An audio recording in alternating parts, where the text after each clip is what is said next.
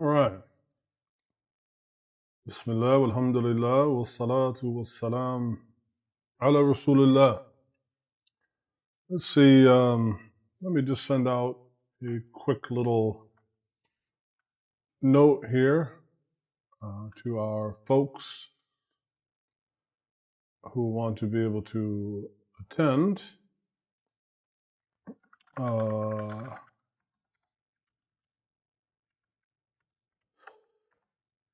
All right, here we go. So today, actually yesterday and today, over the last couple of days, I received several texts and messages in my inbox, people directing me to look at some tweets that were taking place in, I guess, what you would call the Muslim red-pilled sphere, in which a prominent Muslim professor at a prominent Muslim university here on the West Coast released some of his opinions about what he thought about the Trump campaign, of which he described the cabinet picks for the Trump administration as a proverbial dream team. And that's this person's opinion. However, this seemed to really incense a lot of people. And so I received quite a few texts and quite a few messages. And then again, today, there was another set of messages that went around, making the rounds. And I said, okay, well, I guess I will respond to this. And so one of them I already put up. I made a post both on X and on Instagram and in my story. And in it was a screenshot and a picture of Dr. Batin Hazian, who was, as some of you may know, has split with Zaytuna, primarily over the college's stance towards the Palestinian situation. And so it featured a picture of Sheikh Hamza Yusuf along with Dr. Abdullah bin Hamid Ali, apparently reading some Thomas Sowell. And the issue, as I said, is not the fact that you want to perhaps read some Thomas Sowell, right? And this is not, as I've been trying to make the case, as I said yesterday, today, and I've made times before, this is not a rant against the right per se. If it's a rant against our continued, I think, enthrallment with political ideologies. And that's a step further, right, than just simply engaging those ideas. I mean, on the podcast, Brother Dawood and I, a couple months ago, I had talked about the movie The Matrix and how it was based on or influenced by some of the writings of a French philosopher who wrote, Jean Baudrillard, who wrote some works. And as I said, with him, or like even Guy Debord, Dubois, however you pronounce his name in French, is that the issue isn't reading them or engaging with them, because they may have some astute observations. But what you will generally find as a Muslim is that the conclusions based on those observations are trash, and that they are going to be completely untenable from an Islamic point of view. And so I'm no stranger to Thomas Sowell. When I was younger, I read some Sowell. And I think if you're the kind of, Black person that indeed may be quite disaffected with Black America's kind of cultural affiliation and infatuation with the left and with the Democratic Party, and you suddenly stumble across a writer like Thomas Sowell, the fact that it's just not leaning heavily left can be like a breath of fresh air, and that might lead you to believe that, oh man, this person, everything that they have to say is golden. And while I'm not saying that's not necessarily what Dr. Abdullah is saying, however, when he is, if you look at some of the other things that, if you look at some of the things that Sowell has wrote, specifically as it will pertain to the current situation with Palestine and Israel, in which this one brother on X, his name is Anwar, he wrote, quote, this is quoting Sowell, he said, "It is not at all clear what Israel's critics can rationally expect the Israelis to do when they are attacked." So that for one is quite revealing of how Sowell views the entirety of what is happening there, and that blame not only is shifted to the Palestinians, but also it is actually preemptively lifted from the Israelis who came to that area at the behest of European aggression and were essentially, christened, to pun a word. They were essentially given the green light to go and butcher Palestinians and take their land from them. And so it's clear that Sowell does not see that the Palestinians have ever had any legitimate claim to their land, and even to their own bodies, right? So what can you rationally expect? I mean, this is what I mean about engaging these thinkers. My issue is that I tend to find, and I'm just being honest with Dr. Abdullah, is that his engagement with a lot of these right-leaning thinkers is that there is no criticism or critical view of their viewpoints. He may say something like, when it comes to Trump, for instance, he will say, Trump himself is a flawed individual. That's a very succinct and casual way of describing a person that is a walking moral catastrophe.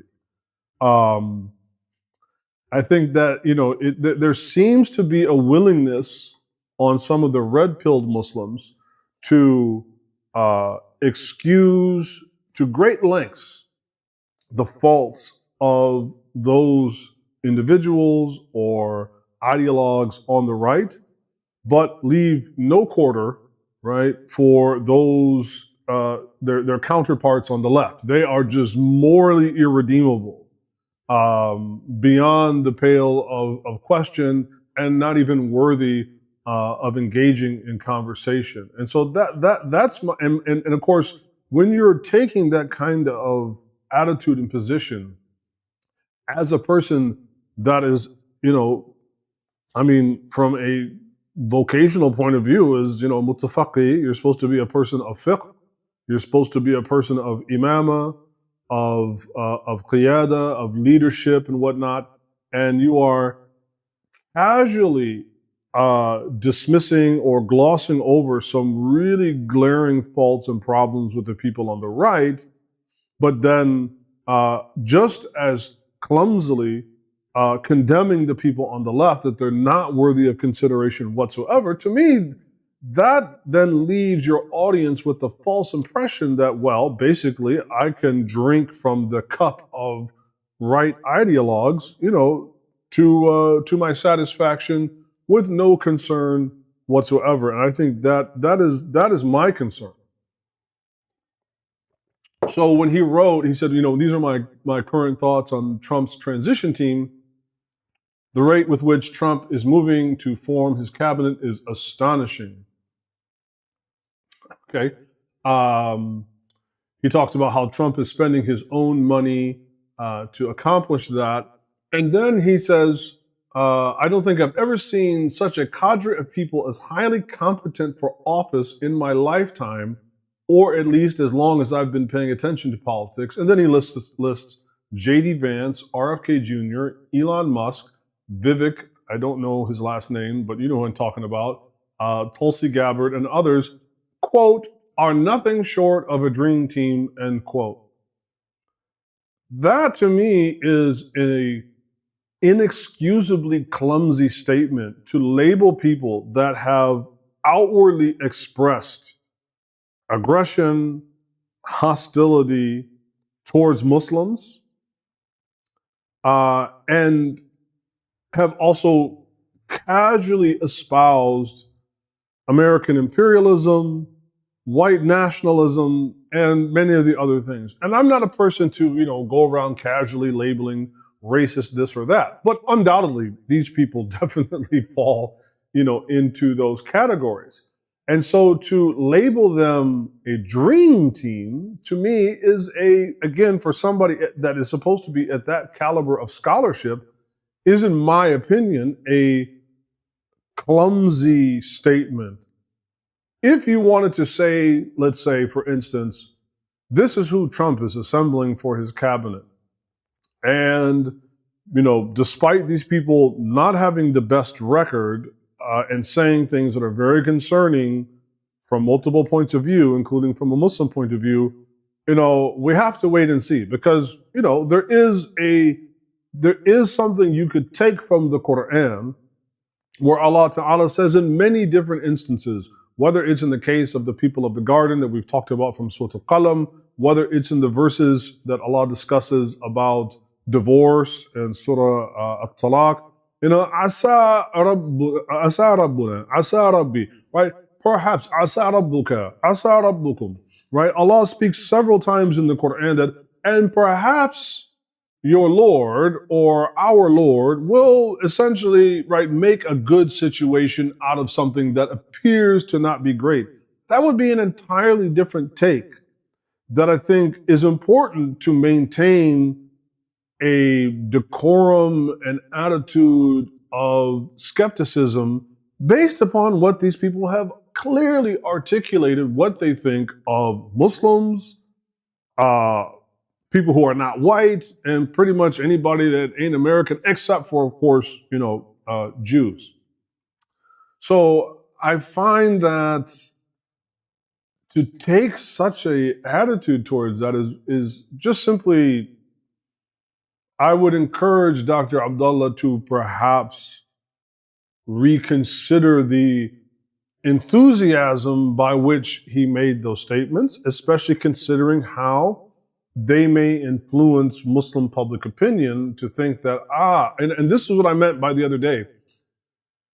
My concern with us and our fight against the Biden administration, and then, of course, in the election, transferring that to fight against Kamala, which is all valid given what they were materially supporting, aiding, and abetting in Israel, that there would be this false sense of security that might be had to say that, well, all we have to do now is flip and go over to the other side, right? Go over to the other side.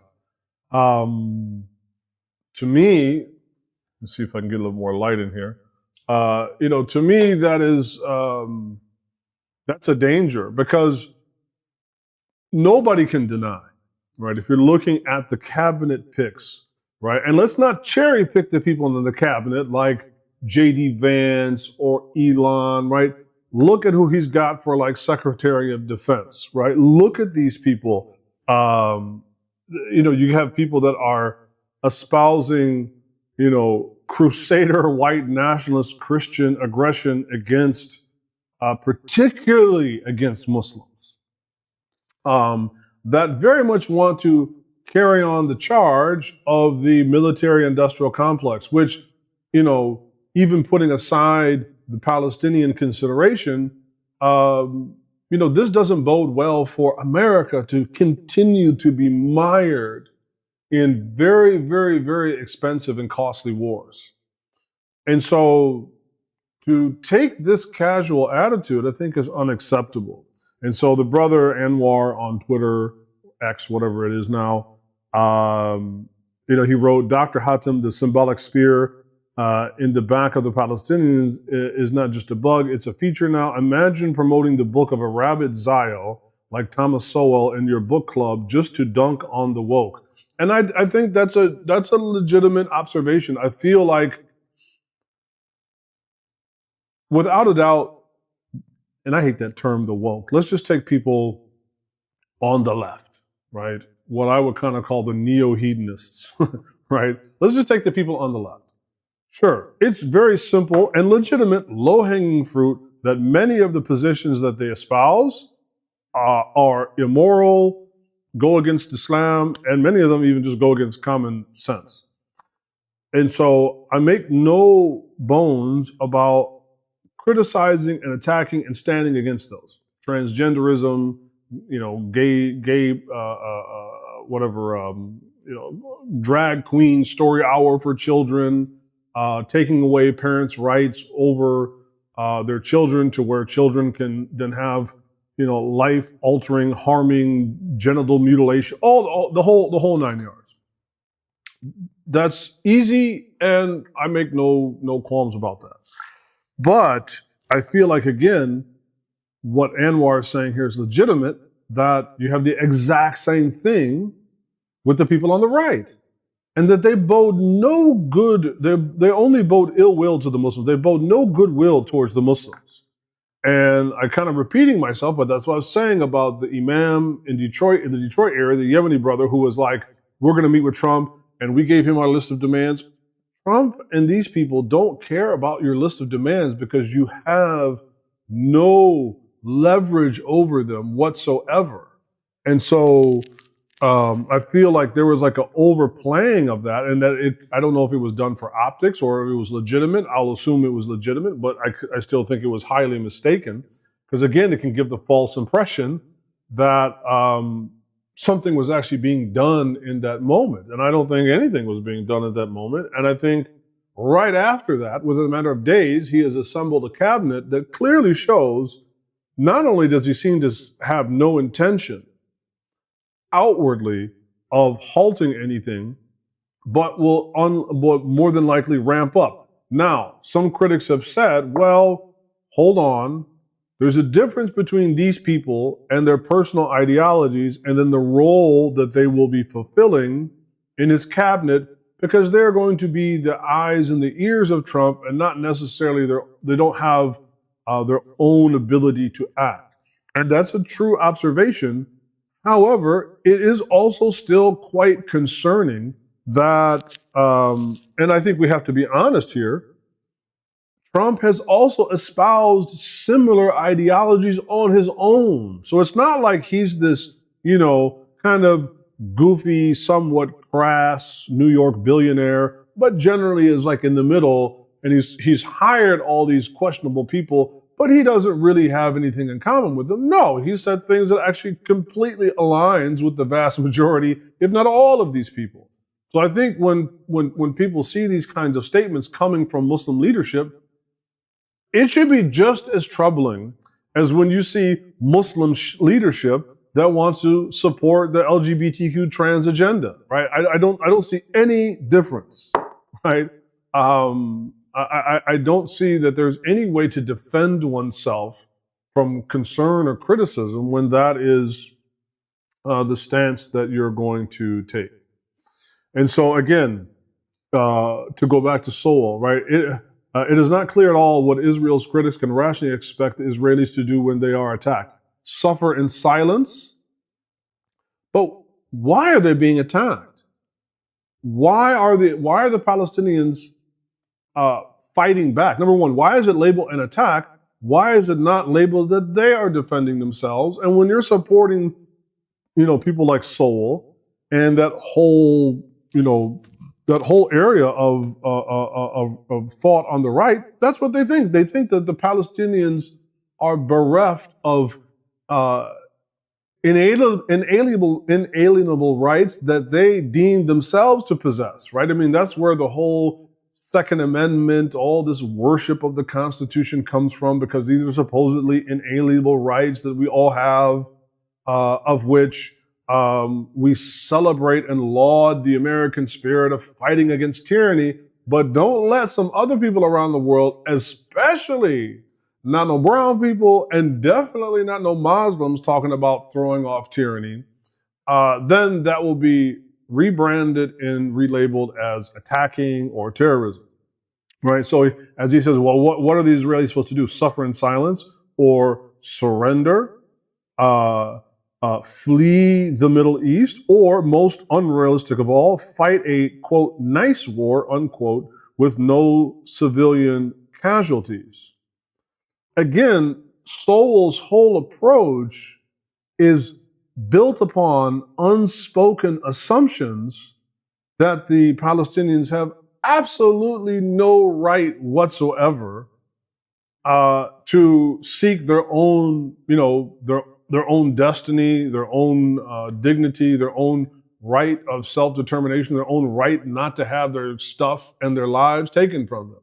And so when you come along and read and retweet, because that's my issue, I don't see the critical engagement of Sowell. If you're reading Sowell or you're reading anybody else, like we were talking about, what's his name? Hunter Davidson or whatever, the guy we're talking about, his book about the death of character. He's also somebody that's very much part of that kind of like on the right cultural war type of things. And there are some great observations that Davidson Hunter or Hunter Davidson, whatever his name is, there's many great points that he makes in his book, as we talked about in the podcast. But at the same time, I also laid out some real problems that he has as well. And so my issue with both I guess, is there a blue pilled, right? We often talk of the red pilled Muslims, right? I guess the red pilled or the blue pilled Muslims, or whichever they are, is that they tend to be wholly uncritical. And they seem to be getting swept up in the tide of these ideologies. And this is especially concerning. I mean, if this happens to just Joe Schmo Muslim, I mean, that's your affair. And I think your ability to impact Muslim attitudes and behaviors is quite limited. But when it's done from people that are in the position of leadership, and then even further, when this is happening at one of the preeminent Muslim universities, it really begs the question, what is going on? And of course, we all know, like, there's all these conspiracy theories that make the rounds about Sheikh Hamza, being on the payroll of this or that in the UAE and whatnot. And I have no clue whether any of that is true or not. But when you engage in behaviors and policies like this as part of your pedagogy, it certainly, unfortunately, does throw some gasoline on that fire and give credence to people's suspicions. So I'm just, I wanted to share, this is what I was writing, and I feel like it's not about a personal attack against Dr. Abdullah or Sheikh Hamza. It's just, again, our community is constantly being caught up and swept from left to right in this pendulum. And none of these people, as my friend Imam Sohaib Webb once said, the left wants to take your soul through the embracing of radha'il and fawahish, right, of things that are depravity and abominations. The right would love to just simply put a bullet in your head. That's right. That could be a very succinct way of looking at that. And that, therefore, any engagement of those has to be done with a great degree of trepidation, suspicion, and also I feel like, and this is not the first time, I think I made a comment about Dr. Abdullah's years ago when he was retweeting Ben Shapiro. I haven't seen as much of that lately because I don't think that would quite be as fashionable now. But I said, let's say Ben Shapiro and I have the same view on male same-sex attraction and acts, so-called homosexuality. Even if we have the same overlap on a particular viewpoint, I am not going to retweet Ben Shapiro to espouse my own points. I will do my own due diligence. And this is where, again, I don't want to make it about a personal attack, but I did have some problem with some of the language that he used in his, in his post. And so he said, quote, "It's important for Muslims especially to give up lazy, unsophisticated political thinking."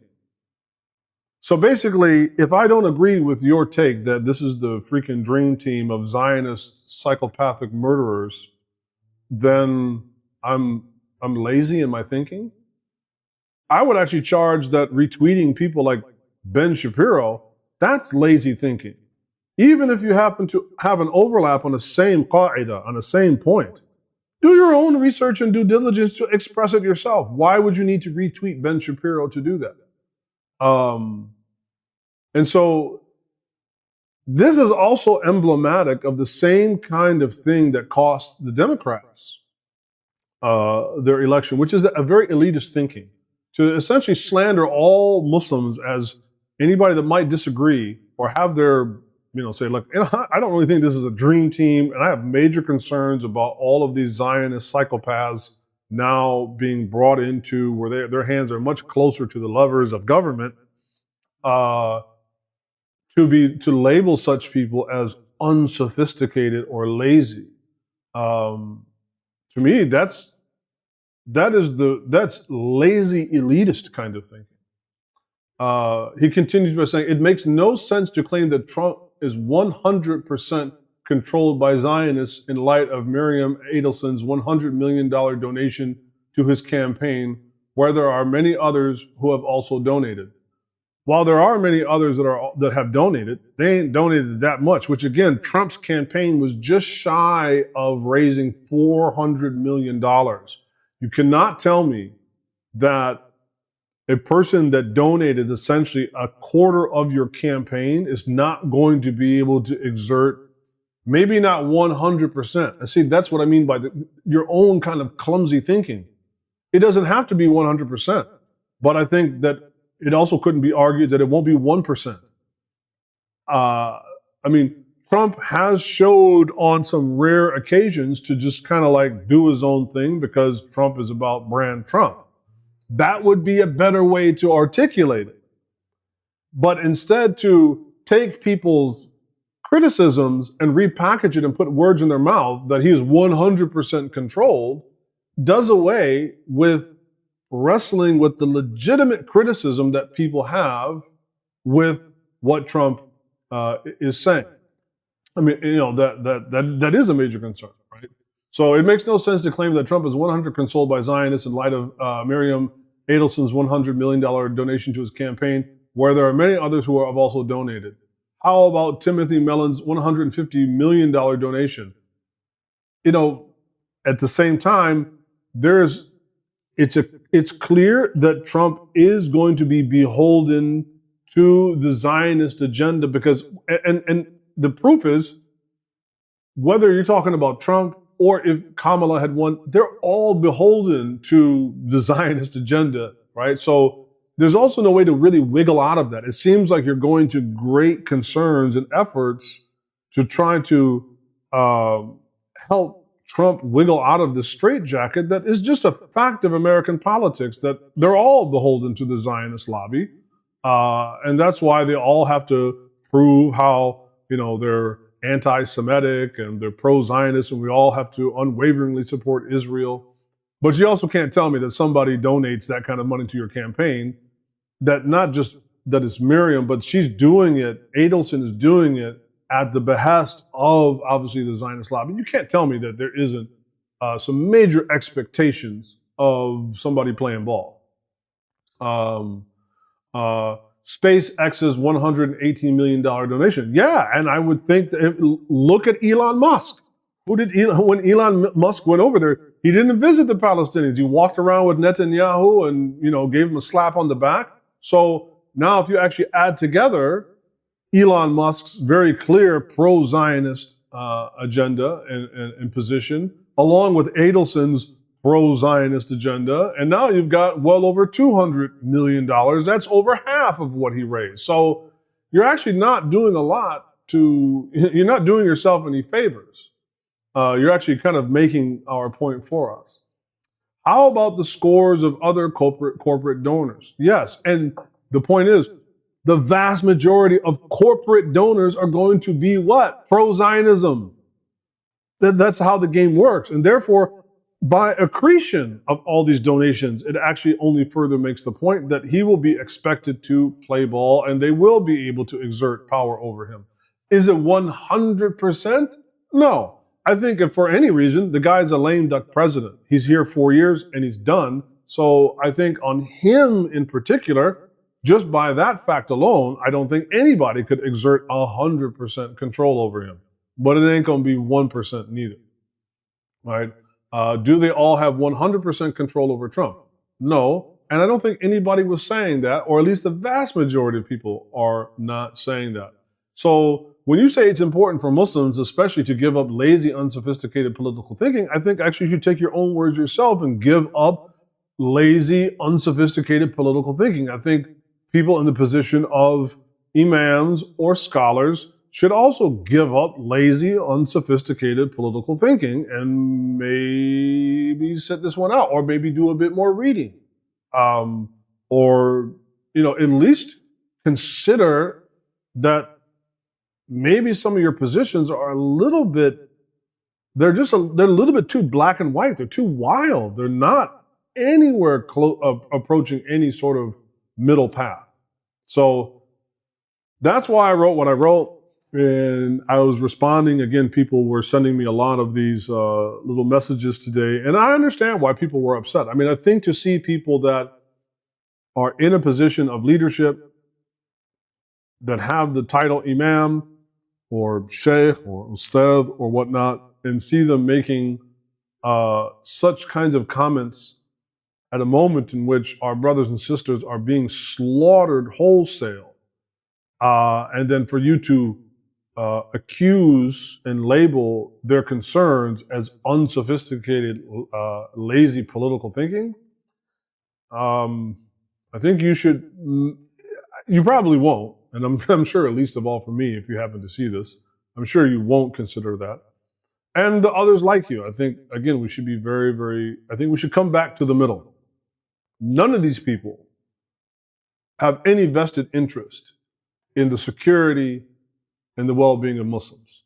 That's just what it is. So I think we'd be kidding ourselves if whatnot. So anyway, just wanted to explain why I had put those posts up, and inshallah, I hope that they'll at least be listened to and taken into consideration. So